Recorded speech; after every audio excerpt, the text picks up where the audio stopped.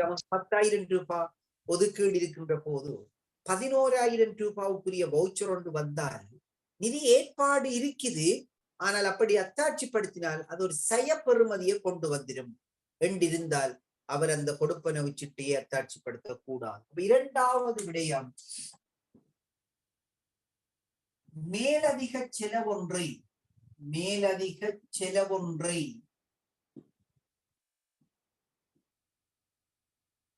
ஏற்படுத்தாமல் இருப்பதை உறுதி செய்தல். இரண்டாவது கருத்து, 10,000 ரூபாய் அலோகேஷன் இருக்கின்ற போது 11,000 ரூபாய் கொடுப்பனவு சீட்டை வந்தால் நாங்க அந்த கொடுப்பனவு சீட்டை அத்தாட்சிப்படுத்தி வாக்குப்பண பேரீட்டில பதிவு செய்து கொடுப்பனவு செய்திடப்படாது. அப்படி செய்துவாமாக இருந்தால் அது நமக்கு ஒரு மேலதிகமான செலவை ஏற்படுத்திவிடும். ஒரு மிகையான செலவு ஏற்படாமல் தடுப்பது ஒரு அத்தாட்சிப்படுத்துகின்ற உத்தியோகத்தருடைய கடமையாக இருக்கும். அது இரண்டாவது. மூன்றாவது சொல்ல போறோம், அப்படியான ஒரு கொடுப்பனவு சீட்டையை நாங்கள் அத்தாட்சிப்படுத்துவதற்கு முன்பாக அந்த கொடுப்பனவு சீட்டை சரியாகவும் பூரணமாகவும் தயாரிக்கப்பட்டிருத்தலை உறுதி செய்ய வேண்டியதும் அத்தாட்சிப்படுத்தும் உத்தியோகத்தினுடைய கடமையாக இருக்கும். அப்ப கொடுப்பனவு சீட்டைகள், கொடுப்பனவு சீட்டைனா வவுச்சர், கொடுப்பனவு சீட்டைகள் சரியாகவும் பூரணமாகவும் தயாரிக்கப்பட்டிருத்தலை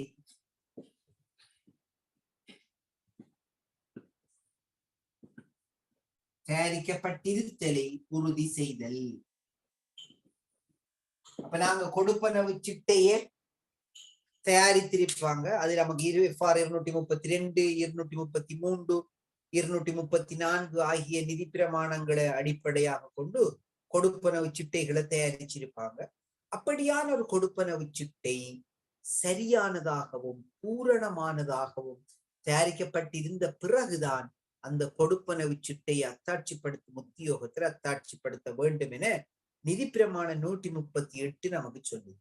அது மாத்திரமல்லாமல் கொடுப்பனவு சீட்டை ஒன்றை அத்தாட்சிப்படுத்துவது என்ற அந்த நபர் அந்த கொடுப்பனவை உறுதிப்படுத்தக்கூடிய மூல ஆவணங்கள் அதனோடு இணைக்கப்பட்டிருத்தலை உறுதி செய்ய வேண்டும். உதாரணத்துக்கு மின்சாரத்துக்கான கொடுப்பனவு செய்வதாக இருந்தால் அந்த வவுச்சரோட எலக்ட்ரிசிட்டி பில் இருக்கும். அதுபோல வேதனங்களுக்கான சம்பளங்களுக்கான கொடுப்பனவு செய்யணும். முதலாவது சம்பளம் என்று சொன்னா நியமன கடிதம் இருக்கும்.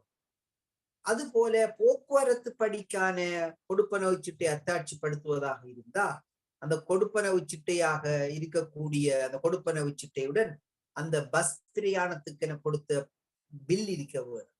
இப்படியாக எந்த ஒரு கொடுப்பனவாக இருந்தாலும் அந்த கொடுப்பனவை அத்தாட்சிப்படுத்துகின்ற நபர் அந்த கொடுப்பனவு சீட்டையுடன் அதற்குறித்தான மூல ஆவணங்கள் இணைக்கப்பட்டிருத்தலை உறுதி செய்த பிறகுதான் அத்தகைய கொடுப்பனவு சீட்டைகளை அத்தாட்சிப்படுத்துவாங்க. நான்காவது,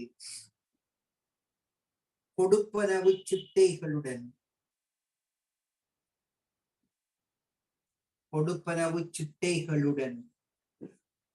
மூல ஆவணங்கள்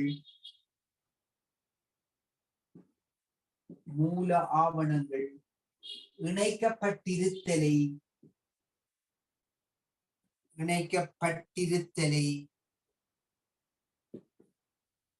உறுதி செய்தல்.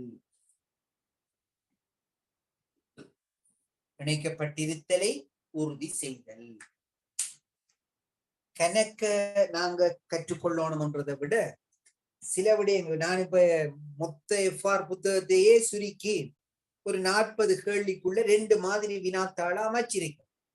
அந்த 40 கேள்விக்குள்ளதான் வர வேணும் என்று இறைவனை பிரார்த்திச்சிருக்கேன். ஆனா அந்த 40 கேள்விக்கு மேலதிகமாக இன்னும் பல கேள்விகள் அதனோடு இணைத்து தாரன். அதையும் சேர்ந்துதான் நம்மளோட எக்ஸாம். அந்த கேள்வியை நான் தயாரிக்கின்ற போது அதோடு சேர்ந்து இன்னும் சில விடயங்கள் நாங்கள் வகுப்பில கற்றுக் கொடுக்கலாம் என்கின்ற அடிப்படையில தான் இந்த கேள்விகளை நாங்க தயாரிச்சிருக்கோம். எனவே கேள்வி இங்க போட்டிருக்கக்கூடிய கேள்வி பிளஸ் நான் மேலதிகமாக கதைக்கின்ற எழுதுகின்ற விடயங்கள் எல்லாம் சேர்ந்து பயிற்சி. நான் கதைக்கத்தை காது தாழ்த்தி சரியா உணர்ந்து சரியா கேட்டா அதை பரீட்சைக்கு உங்களுக்கு அதே கேள்வி உங்களுக்கு ரிஃப்ளெக்ட் பண்ணும். நிச்சயமாக நீங்க அதை அனுபவிச்சு கொண்டு சொல்லுவீங்க. எனவே சரியாக கொண்டு எழுதிட வேணும். அத சரியாக நாங்க எவ்வளவு தூரம் எடுத்துக்கொள்றோமோ அப்பதான் பரீட்சையில் நாம சக்சஸ் பண்ணலாம். பிழையான வார்த்தைகளை பிழையான வாசகங்களை நாங்க பரீட்சையில பிரயோகித்தோம் என்றால் நாம எழுதின மாதிரி இருக்கும், நிறைய எழுதின மாதிரி இருக்கும், மார்க்ஸ் ஒன்றும் கிடைக்காம போயிடும்.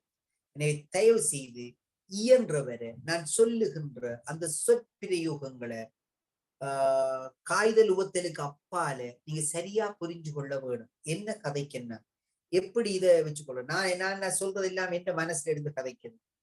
எனவே அதை உங்களுக்கும் மனதுக்குள்ள கொண்டு வர இயலும். அப்படி இந்த குறிப்பிட்ட நாளைக்குள்ள நீங்களோட முயற்சியை எடுத்து நீங்க அதை உங்களுக்குள்ள கொண்டு வர பாருங்க. நான் இங்க சொல்லுகின்ற சொற்கள் எல்லாம் இலகு நடையில நான் உங்களுக்கு சொல்லிக் கொள்றேன். நான் அதை புரிந்த விடயங்களை உங்களுக்கு சொல்லிக் கொள்றேன்.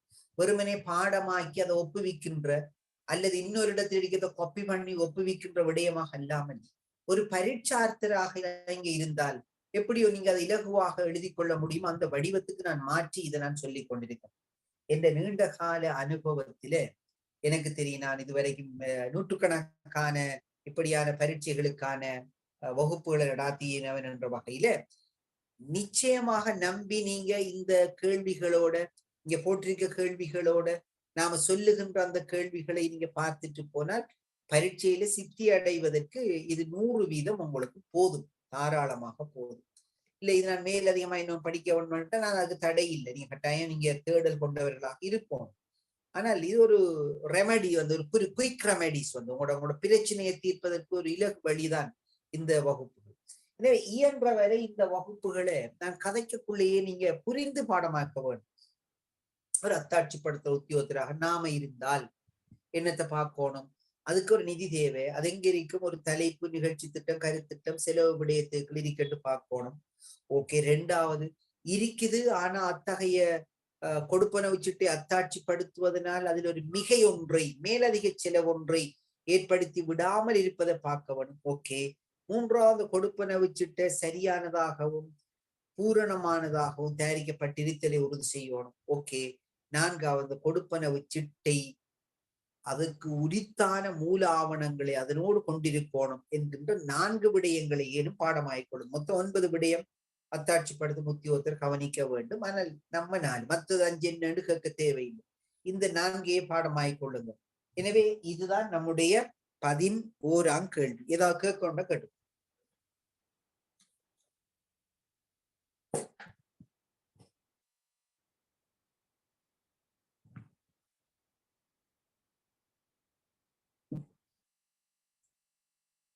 தாராளமா கேட்கலாம், எதையும் கேட்கலாம், எப்படியும் கேட்கலாம், பிரச்சனை கிடையாது. இதுல அங்கீகாரம் அளித்தல் உத்தியோகத்தர் கவனத்தில் கொள்ளப்பட வேண்டிய விடயங்கள் என்று கேட்டாலும் இதே மாதிரித்தான் வருமா? பொதுவா அனுமதியும் அங்கீகாரமும் அபிவிருத்தி உத்தியோகத்துக்கான பரீட்சையில கேட்க இல்லை. அத்தாட்சியும் கொடுப்பனவும் கேட்பாங்க.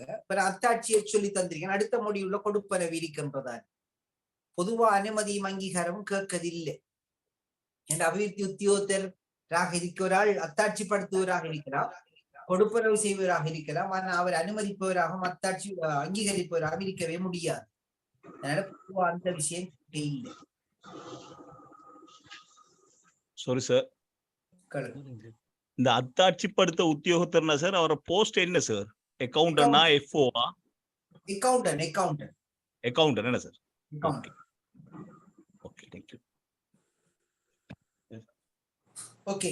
12ஆம் கேள்வி. நான் இப்ப ஓகேன்னு போனாலும் ஒரு சிலருக்கு அந்த கேள்வி நாம கேட்டா நல்லவே என்று பட்டா தாராளமா நீங்க கேட்கலாம். என்ன பிரச்சனை என்றால் எப்பவுமே நாங்க டூ வே கம்யூனிகேஷன் இருக்கோம். அதான் நல்ல கற்றல் கற்பித்தல். சார் கொடுப்பனவு செய்யறால் அக்கவுண்டரா சார் அவரும்? கொடுப்பனவு செய்யறவருக்கு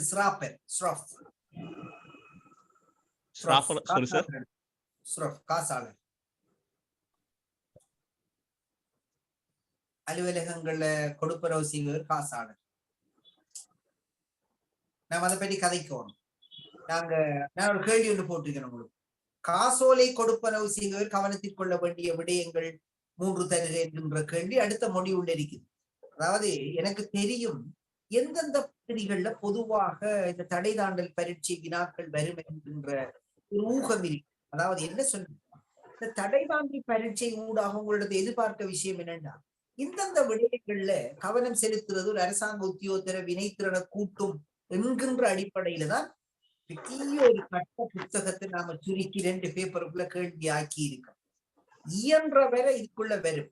சில வேளையில இதுக்குள்ள 1-2 விடயங்கள் நாம படிக்கிறதுக்கு மேலதிகமாக வந்தால் அதை நீங்க தேடல் கொண்டு அப்படி இந்த கேள்விகள் என்றால் எல்லாவற்றையும் இந்த 3 நாட்களுக்குள்ள சொல்லி தந்துவிடவும் இயலாது. பெரிய ஒரு பரப்பு. மேக்சிமம் நீங்க பாஸ் பண்றதுக்கு நிச்சயமா போதும் என்ற ஒரு நம்பிக்கை இருக்குது என்ற அனுபவத்தின் ஊடாக. ஓகே, அப்ப கொடுப்பனவு செய்தலை பற்றி நாங்கள் பிறகு பார்த்துக்கொண்டோம்.